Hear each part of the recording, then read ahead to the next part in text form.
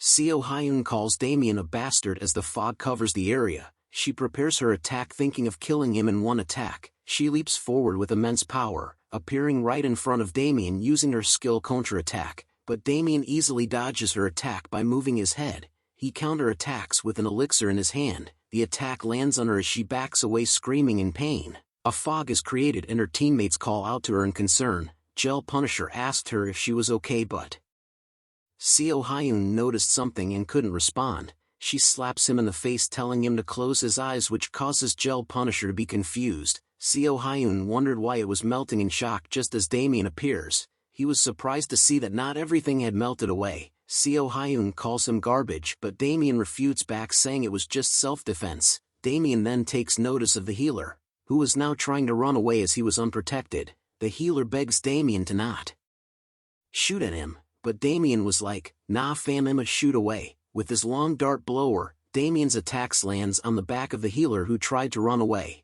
causing notifications to appear telling the healer that his character has been inflicted with poison, and that his HP was slowly decreasing. Soon afterwards a notification appears, indicating that selling heal S500 has died. Damien watches the healer disappear due to his death and calls out next. Gel Punisher sees Damien walking towards him and begins to panic, thinking that it was all over him and that the team should have think beforehand. He opens his window thinking that this wouldn't have happened if they had just threw out God from afar, and attempts to log out from the game, but a notification appears telling him that he cannot log out during battle. Gel Punisher wonders why he couldn't log out and repeatedly presses the log out button, causing notifications of the countdown to appear until he can log out, but Damien appears behind him with an evil grin, asking what he was doing. Gel Punisher turns around with fear in his face, knowing that he cannot win against Damien as he was too good. Gel Punisher then decides to kneel before Damien, calling him brother and saying he was sorry and to spare him this one time. He continues to tell Damien that he will stripe everything and crawl on all fours if that's what he wanted. Damien scratches his thinking that he was one strange dude. Damien looks at him and sees that he was fully equipped with full plate armor and a kite shield. If Damien attacked, not even a single dart would hit, and yet the guy was begging for his life. Damien thinks that it was lame, but Gel Punisher thought of giving Damien what he wants in order for him to leave. Damien then asks if Gel Punisher could give him everything he has. Gel Punisher was alarmed to hear this as Damien tells him to give him everything he has and to not leave anything out. Damien reaches for Gel Punisher's face as he thinks of Damien as a demon. Back at the village head's house, Damien had brought by the Great Wolf King's body, which surprises the villages. The village head realizes that a wolf this size could kill a bear. Damien tells him that people do the most unexpected things. The village head was upset that they had treated Joseph as a criminal and didn't feel good treating a young kid like that. Damien then tells him to treat Joseph better from now on, as he seems to be the type to not hold grudges anyway. The village head holds his Damien's shoulder and thanks him for his advice. Notifications popped up telling Damien that he has cleared the first mission of the Adventurers Guild, and to return to the Adventurers Guild and report. Rewards appear around Damien as the village head hands over the promised reward to Damien. The village head tells Damien that he could return any time he wants, as he was their hero. Damien then asks for permission to get going and the village head agrees to see him out. As the village head leads Damien to the exit, he thinks about how he has to apologize to Joseph and to calculate the damages caused by the wolf, and to have a meeting on what to do from now, but he has motivation now thanks to Damien. As they open a door, a voice calls out asking for Mr. Explorer. Joseph appears running towards them asking if Damien was leaving already as the other villagers try to calm him down. Damien tells him that he had gotten rid of the wolf he had mentioned and that the sheep would no longer vanish anymore. Joseph was breathing hard from running all the way and was happy to hear that. Damien walks to leave and tells Joseph to stop lying as liars would get their hands cut off. As Damien tries to leave, Joseph calls out to him once again. Joseph bows his head to thank Damien for saving his village. Damien simply let out a deep breath and smiled. He waves them goodbye and walks towards the sunset telling them to have a good life. At the Terra Kingdom Golden Lark Lodgings, Damien was finally resting on a bed belonging to a 4-star lodging. Notifications pop up telling him he feels comfortable in the cozy bed and that his exhaustion level has decreased largely. Damien opens his window seeing that lots of his stats had recovered and asks Bundle how he felt about the suite's room blankets. Bundle replied that it was so soft while enjoying his snacks. Damien checks on his loot that he had gotten from the field boss, quest completion and SEO Hyun's party equipment.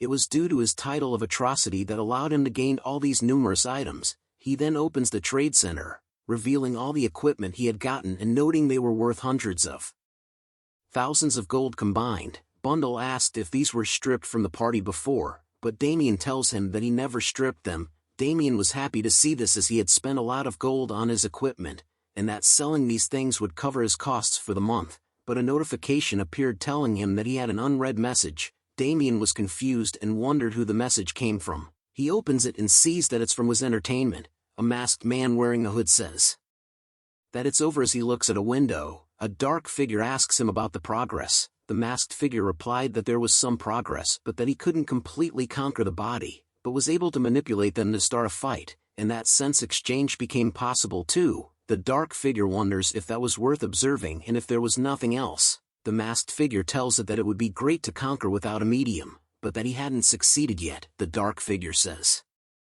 that he won't be able to create it yet. It continues to say that the authority he received from God allowing for him to create and conquer monster bodies will be very necessary in the future, and that this assignment was the most important thing in the world. The masked man cups his hands together, as the dark figure tells him that they were the true followers of God and the chosen ones, and to recite their prayers once again.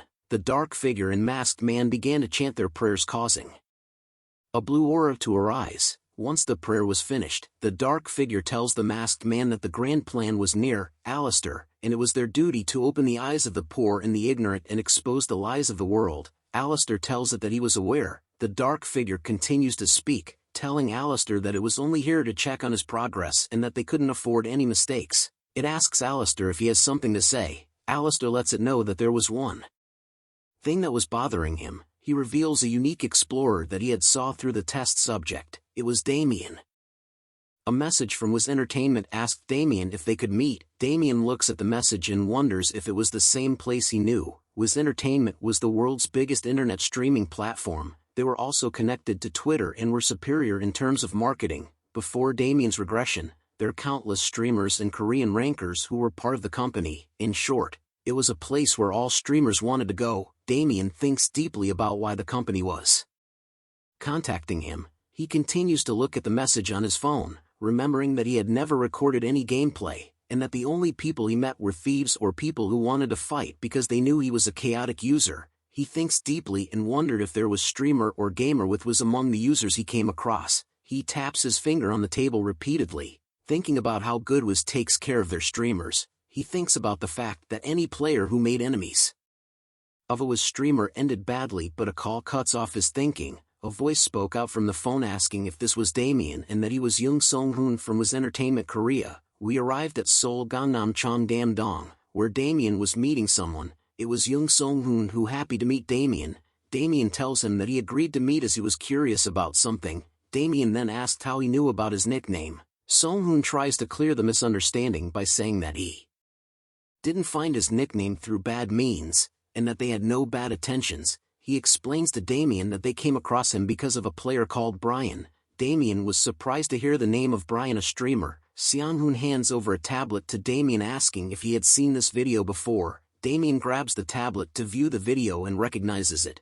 Seong-hoon explains that the video was part of the hot clips of the week, and that Brian was escaping the island due to some evil users that Damien fought against. 165,000 people were watching that scene. Seong-hoon continued to explain that they wanted to get into contact with Damien and asked Brian for his game logs, and that the reason he was here was to thank Damien for his help at the Whispering Island, and to ask if Damien would like to join Wiz Entertainment, and presented him with a contract, and asked Damien if he was interested in being a streamer. Soon after, Song-hoon says goodbye to Damien. As Damien left, he thinks about how convenient it was for Seong-hoon to explain the conditions of the contract and the support and management contents. He smiles happily at the contract as the other contracts he had gotten was poop compared to this one.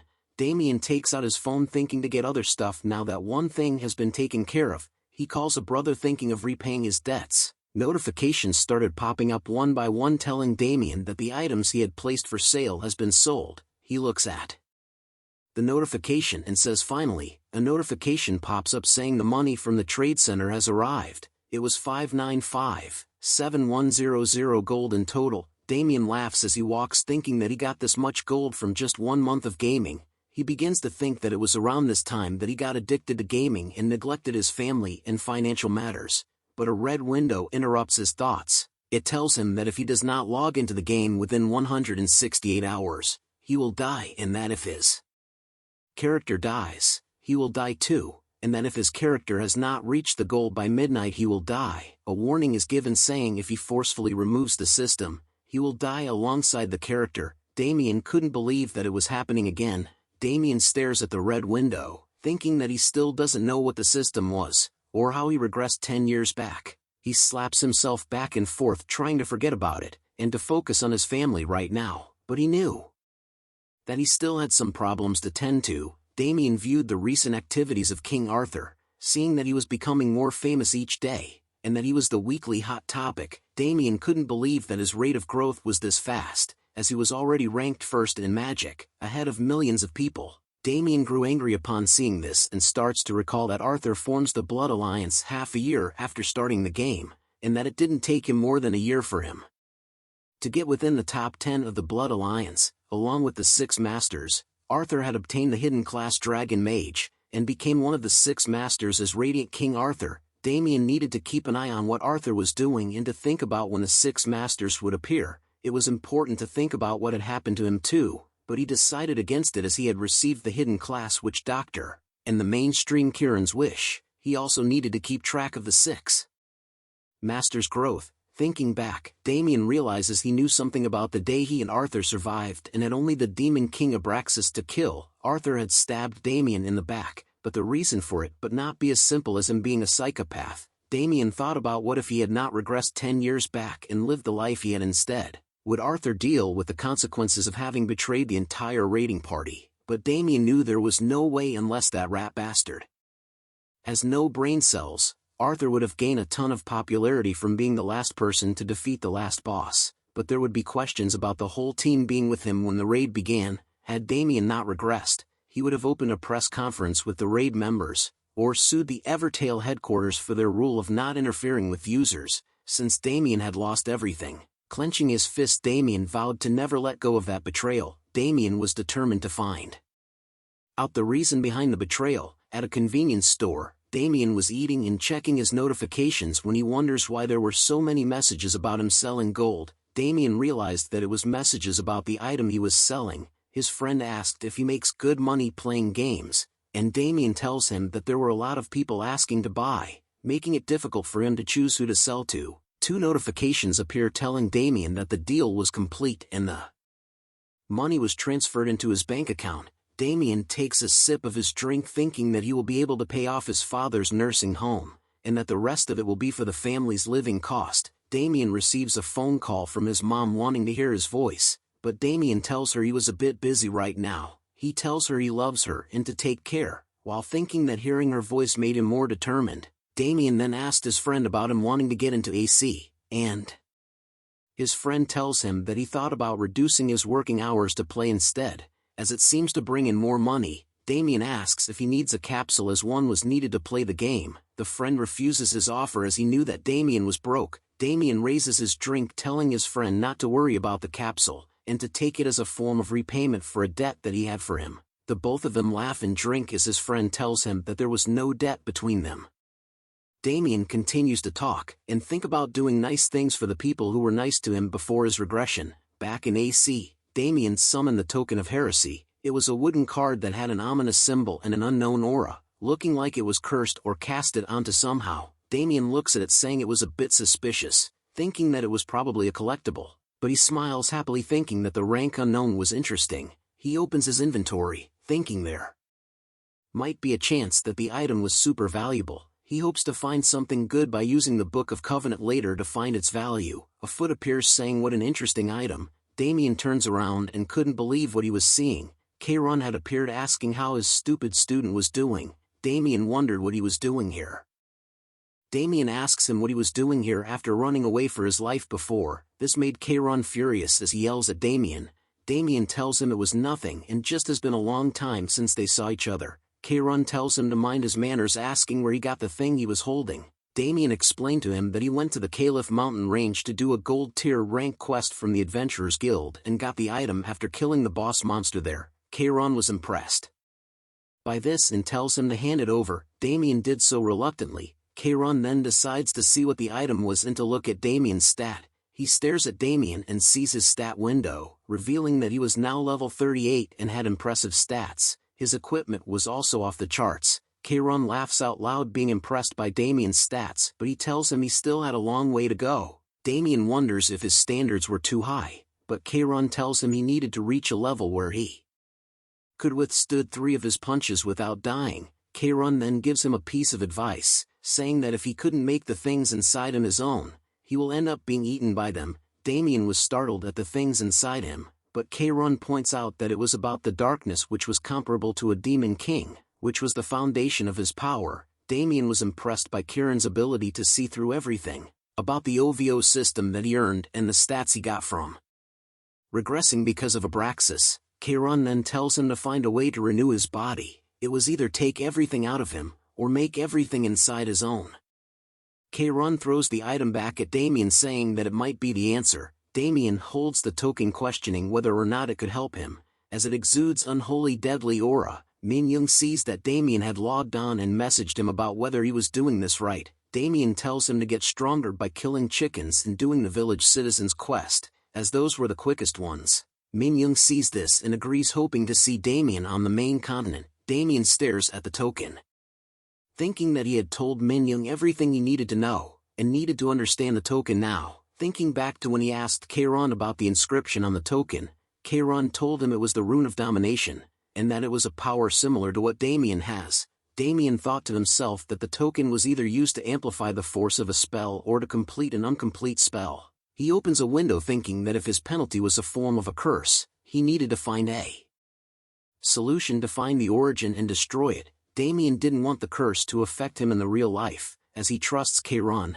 Damien opens the quest window, Heresy's Traces, which needed him to find out more about the organization that was using the token of heresy. Damien thinks of it as the most important quest after the mainstream Karon had left him. Damien was determined to find an escape outside his stupid penalty, and to find out how he was able to regress 10 years. Back at the Adventurers Guild, Damien was greeted warmly as having completed his first mission and for coming back so quickly. Everyone in the guild knew about him, making Damien embarrassed. The guild leader tells Damien he hopes that he enjoys the reward as the government liked how good of the job he had done. He further asks if wanted to work for the government, but Damien declines, saying he was only a gold tier adventurer. But the guild leader adds on that people were desperate to hire gold tier adventurers all over the nation. Damien was happy with that, but he thought about how nice a treatment it was since he went through all that work. Guild leader praises Damien about his debut in the guild going smoothly, and that with his skills, he could get a job easily anywhere, even with those high risks.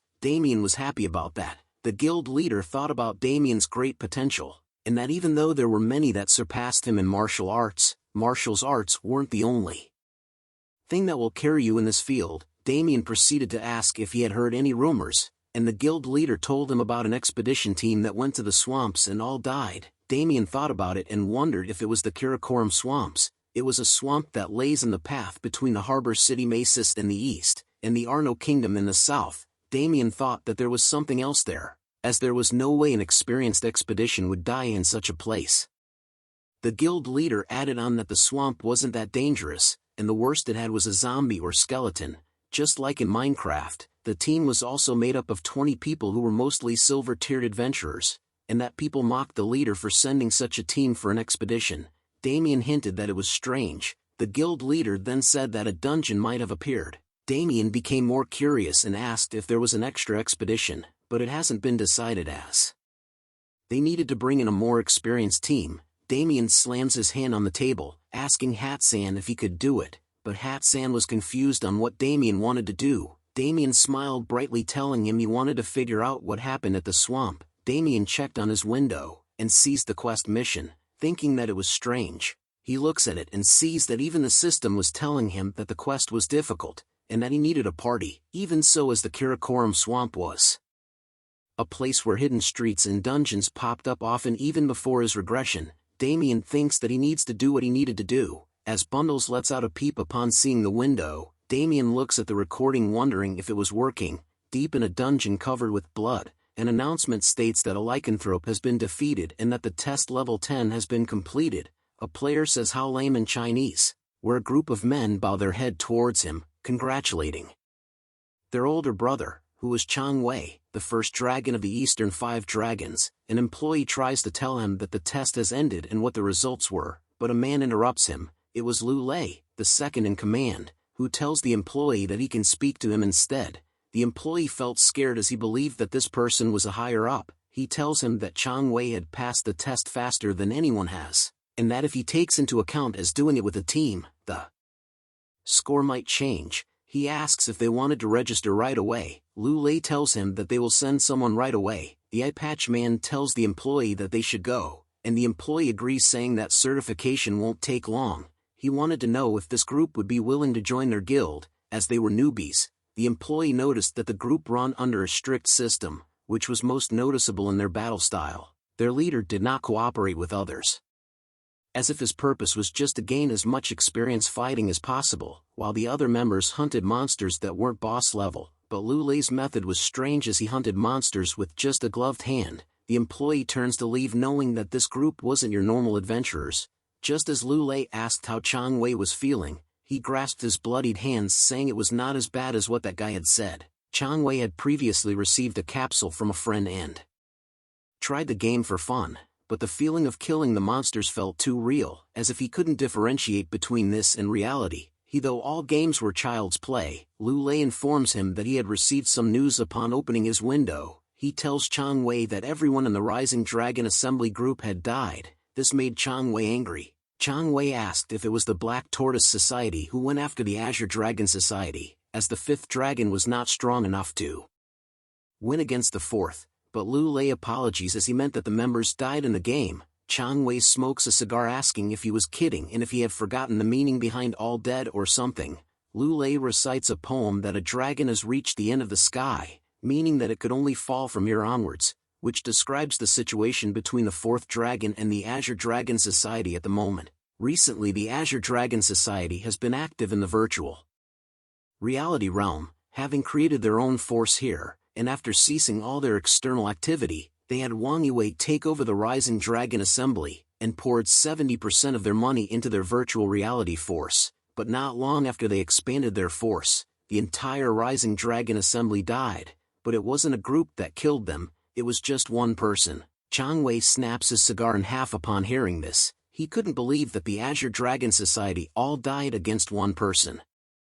Thanks for watching the latest part from the voice of Manhwa. Subscribe for more content, and don't forget to comment below what you want to see in the future. Like and share for more Manhwa recaps.